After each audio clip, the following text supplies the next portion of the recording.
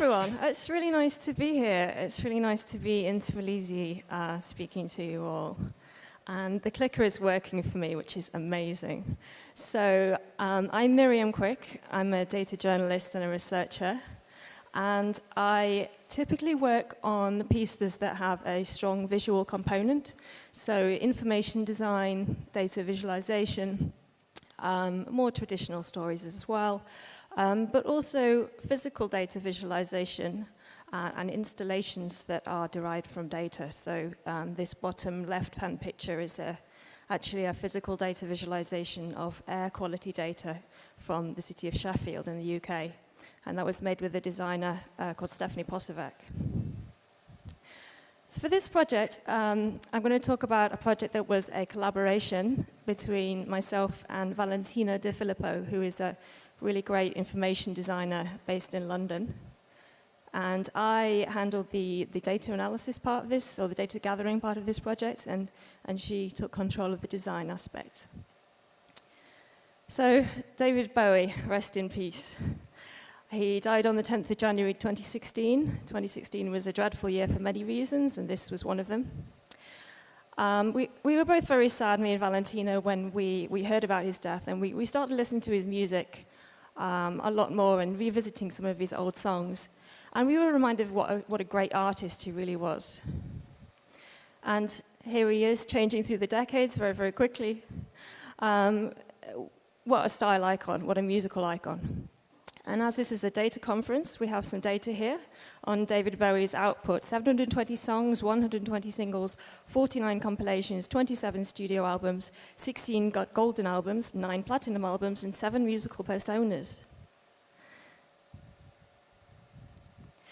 So we were getting very inspired by David Bowie's music, and we wondered if, well, maybe we can do something with it creatively. Maybe this is a good impetus for a side project on visualizing music, seeing a song in a new way.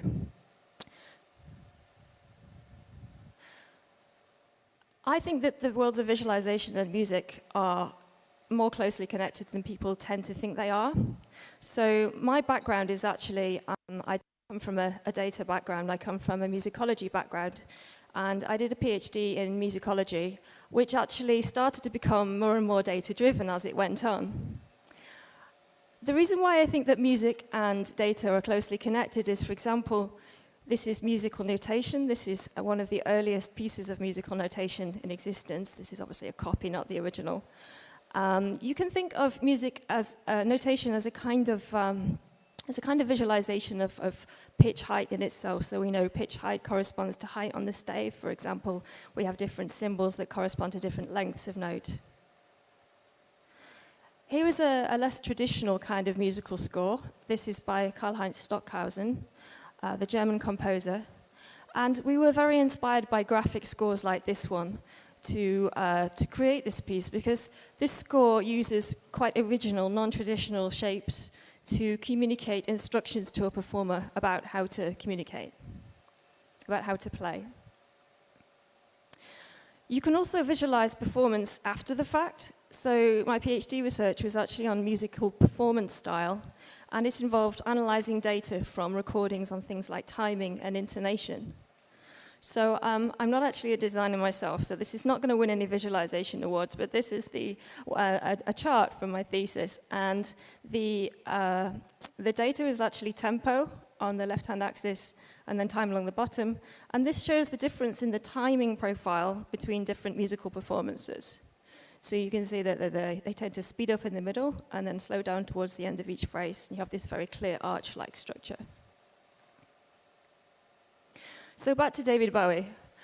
With this project, we had a decision to make. We could either go very broad and look at a wide variety of songs, or we could go very deep and focus on just one song. So we decided to go deep and focus on Space Oddity, and we called it Oddityviz. So why Space Oddity? So it was his first big hit. It was his breakthrough hit, released in 1969. He was still only 22 when he wrote it, so he looked kind of young and fluffy-haired.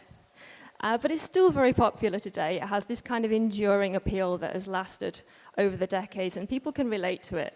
We wanted to do something that was well known, so that the visualization was of something that people really cared about. The song tells the story of Major Tom, who is an astronaut who goes into space and never comes back. And its release was actually timed to coincide with the moon landings in 1969. But the BBC refused to play it until the astronauts had safely returned to Earth. But the true inspiration from the song came from science fiction.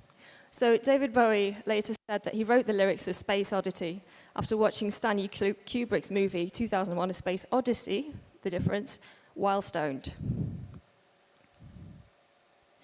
The song is a dialogue between two characters. So on the left you've got ground control, and on the right you've got Major Tom, who's the astronaut. So Major Tom gets blasted off into space, and ground control talks to him, and this kind of conversation between them. And then Major Tom does a spacewalk. The communication system malfunctions, and the song ends with this kind of long, chaotic instrumental breakdown as he drifts off into space alone. So the data collection with the song was quite an interesting experience and a learning experience for me. From the start of the project, we set out to collect data on some things that would be meaningful to people. Musical data, so not just abstract features of the sound like it's a spectral composition, things like melodies, harmonies, and even emotions. So we were trying to be accurate in the sense that we were trying to get all the notes right and everything, but we were also trying to interpret through the data collection itself and to take a musical approach rather than an empirical one, a purely empirical one. So a lot of our data was actually gathered by hand in spreadsheets and looks a bit like this. So I basically listened to it, and I just sat down and I wrote down what I heard. A lot of repeated listening, obviously a lot of kind of very precise listening. We also had access to the audio tracks that were released, the master tracks, the 8 master tracks, and this allowed us to break down the track a little bit further into more detail. I also use a tool called Sonic Visualizer, which is a free tool, and it allows you to analyze audio files in an automatic way. It has lots of automatic plugins that you can use to analyze audio, or you can also use a semi-manual method, which, for example, you can play an audio track and tap every time an event occurs on your keyboard, which produces a line on the audio recording, on a visualization of the audio recording. Then you can kind of adjust the line until it coincides with the event that you're trying to record. So maybe that's like the beginning of a note or the beginning of a bar or whatever.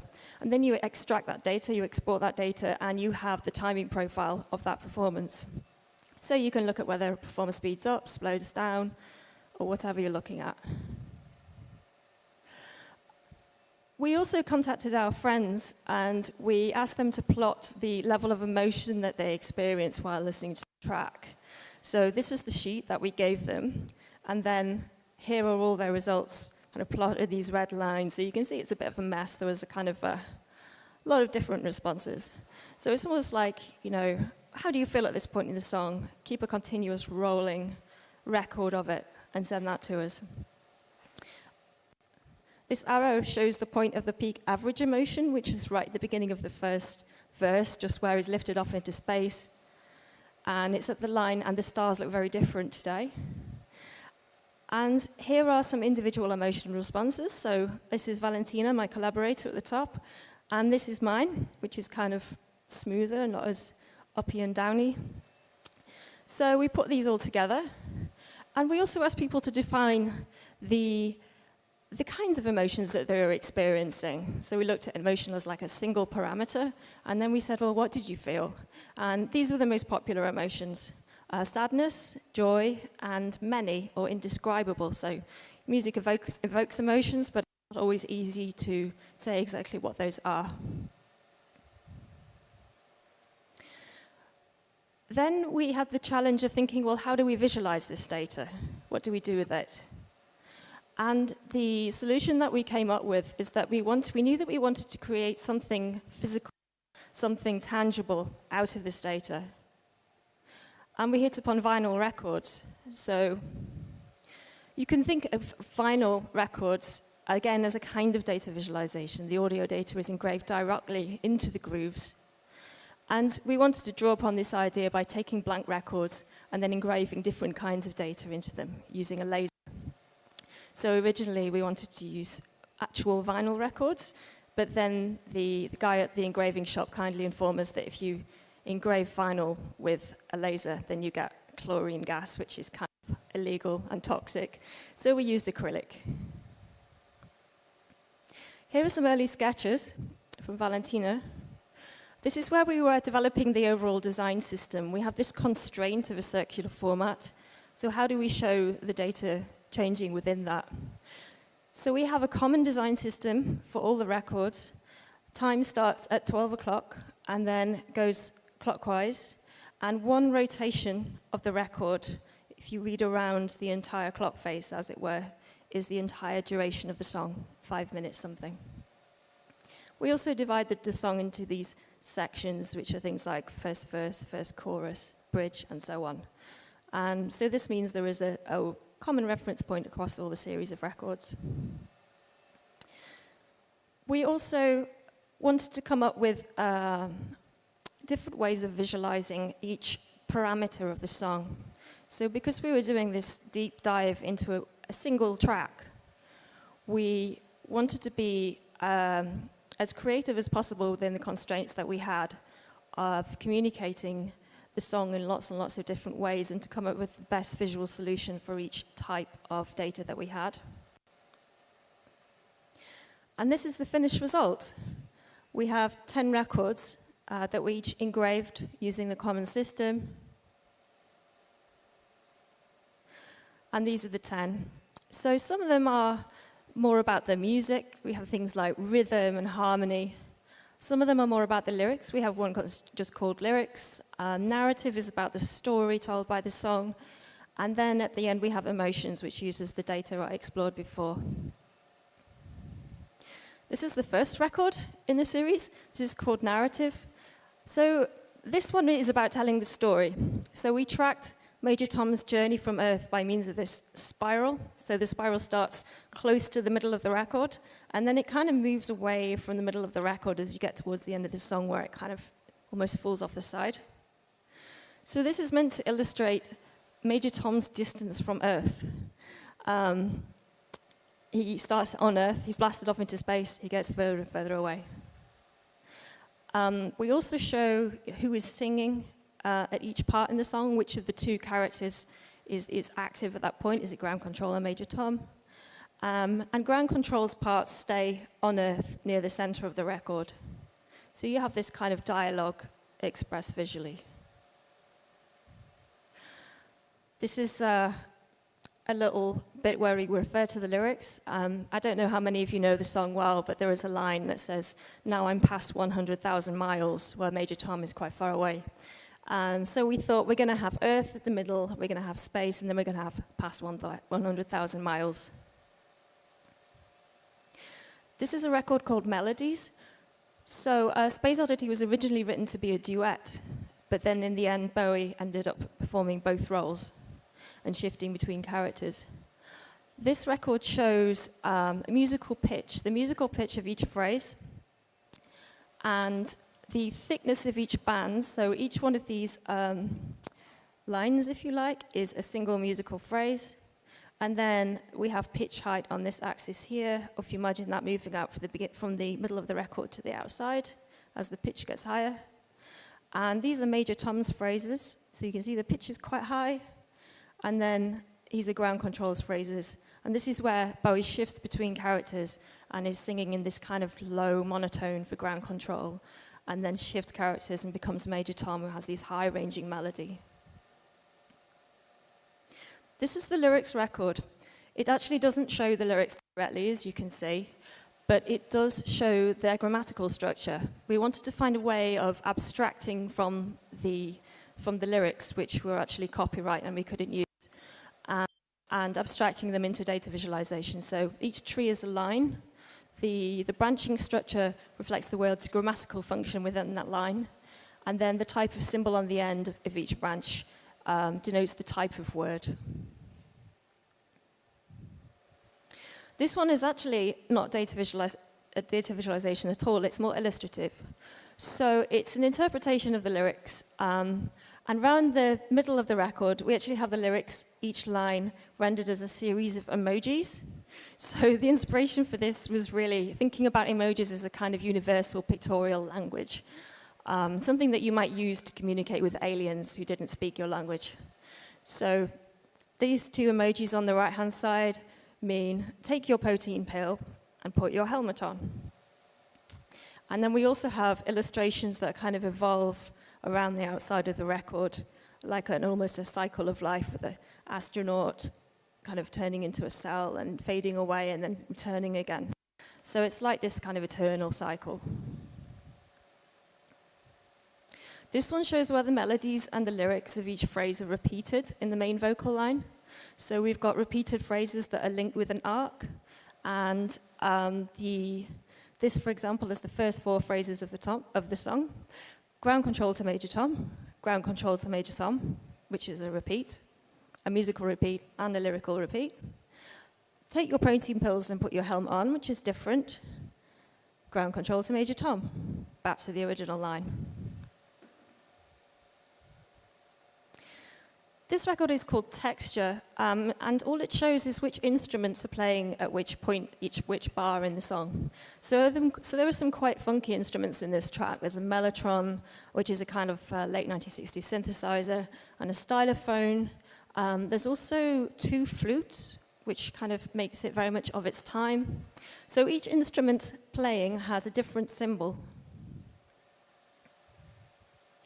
We tried to make the shape of each symbol evoke the sound of the instrument. So strings are like these little waves. The acoustic guitar is a triangle, which is kind of a sharp sound, hard-edged.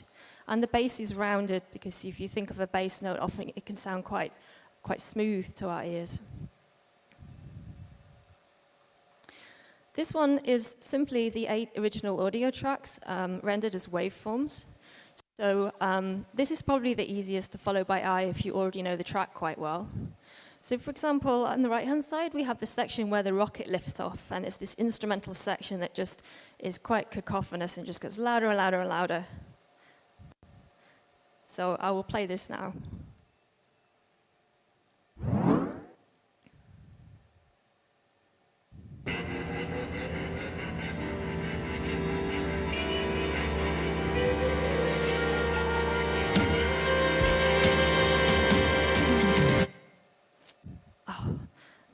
Just want it to come. Okay, so this is the emotions record. So as you can see, this is really just the data that we gathered in a very raw form, simply plotted radially around the record. So we plotted all the lines at once, which is kind of a bit of a mess, but it does show you how much divergence there was between different people's interpretations, how people have these individual responses to the same piece of music. But we also plotted the average response, which is the very thick line in the middle you can see, and you can also see it on the right-hand side here. And when we took the mean of all the responses, we did find that there were some interesting commonalities between people's feelings as well. So the average response, it kind of curves up steeply towards the beginning of the track, and then it curves up particularly steeply during that lift-off section that I just played you. And then it kind of reaches a peak when you get to the first chorus and you're like, yes, we're here, we've arrived, we're in space. And then it remains quite high throughout the song, and it sort of drops off towards the end, which is an instrumental outro. So you lose focus at that point. The exception to this was one respondent we had didn't like the song at all, absolutely hated it. And so he just drew a flat line. He had absolutely no peaks and troughs at all. So the way that we were thinking about this project was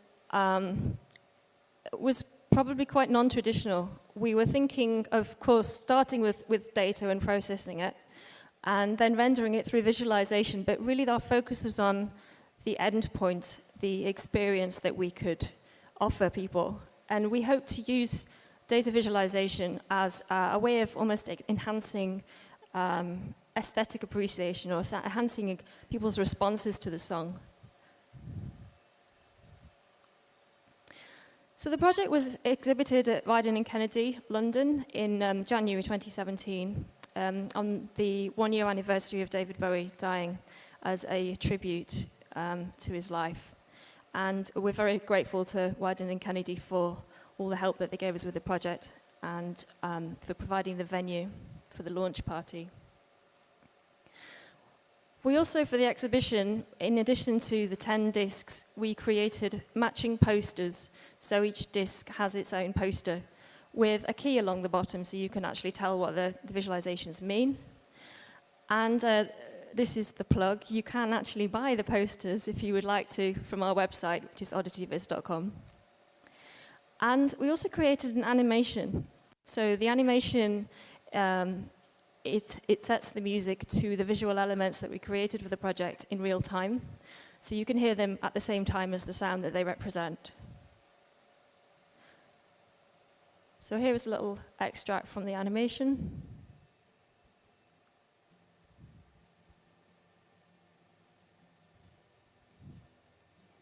Oh. It's not doing what I expected it to do. I'm going to try that again.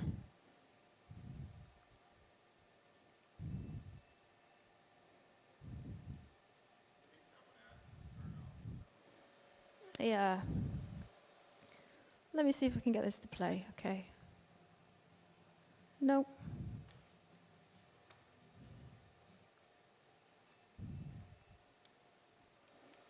Oh, that's a shame. That's a shame. Well, if you like, you can check out the full animation on our website, which is oddityviz.com. Thank you for listening. It's been a pleasure talking about the project.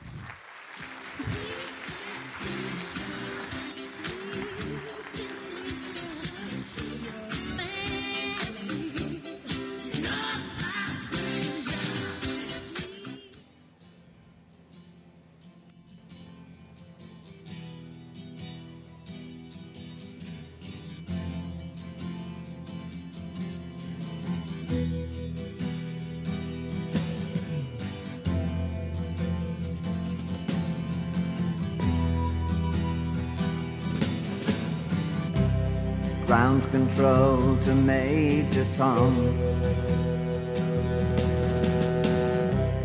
Ground control to Major Tom. Take your protein pills and put your helmet on. Ground control to Major Tom. 8, 7, 6. Commencing countdown, engines on. 3, 2. Check ignition and may God's love be with you.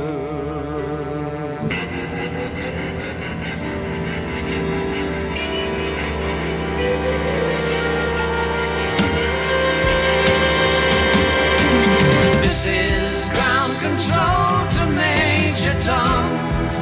You've really made the grade, and the papers want to know whose shirt you wear. Now it's time to leave the capsule if you dare.